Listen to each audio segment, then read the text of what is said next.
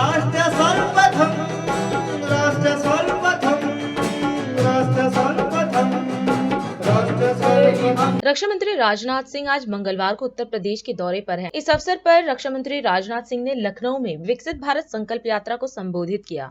रक्षा मंत्री ने कहा कि विकसित भारत संकल्प यात्रा सारे देश में चल रही है।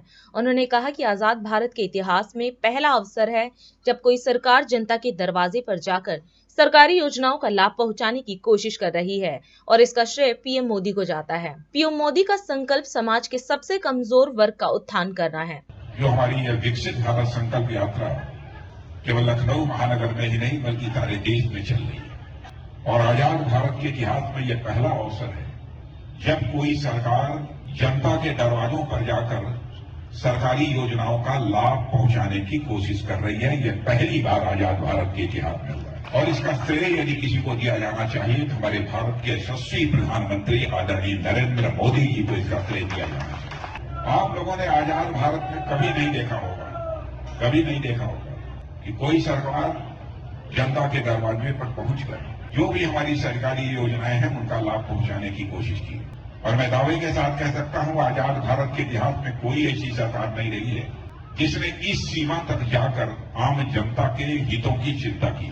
अब आप सब यहां पर बैठे हैं, मैं दावे के साथ कह सकता हूं कि एक भी ऐसा परिवार नहीं होगा जिसको कोई न कोई सरकारी योजना का लाभ न मिला। और यदि जो कहीं कुछ लोग छूट तो नहीं गए हैं, इसकी भी चिंता प्रधानमंत्री जी को बराबर सताती रहती है। और जब भी कैबिनेट की बैठक होती है तो हम लोगों से भी कहते हैं कि आप लोग अपने संसदीय निर्वाचन क्षेत्रों में जाकर ये देखिए कि कोई भी परिवार छूटना नहीं चाहिए जिसको जो लाभ मिलने की जरूरत है और जो उस लाभ प्राप्त करने के योग्य हैं उनको उसका लाभ न प्राप्त हो। यह देश का प्रधानमंत्री और 140 करोड़ भारतवासियों की चिंता कर रहा है। यह कोई छोटी बात नहीं है। और आप लोगों को शायद जानकारी नहीं होगी, भारत को पहले सारी दुनिया में एक कमजोर भारत माना जाता था। ये कहा जाता था कि भारत यह गरीबों का देश है, बेरोजगार नौजवानों का देश है। हमारे और आपके भारत के बारे में सारी दुनिया में यह धारणा बनी हुई थी। लेकिन आज दुनिया के किसी भी देश में चले जाइए बहनों भाइयों, आज भारत को दुनिया का कोई व्यक्ति कमजोर भारत नहीं मानता है, दुर्बल भारत नहीं मानता है, बल्कि भारत को दुनिया का एक मजबूत और ताकतवर देश मानता है।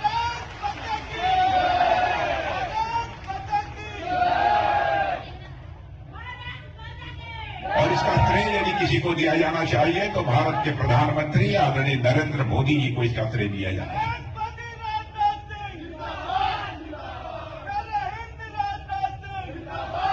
और आज आप लोगों के बीच मैं यह सब भाषण करने के लिए नहीं आया हूं कि आपका क्षेत्रीय सांसद होने के नाते मैंने क्या किया है, क्या नहीं किया।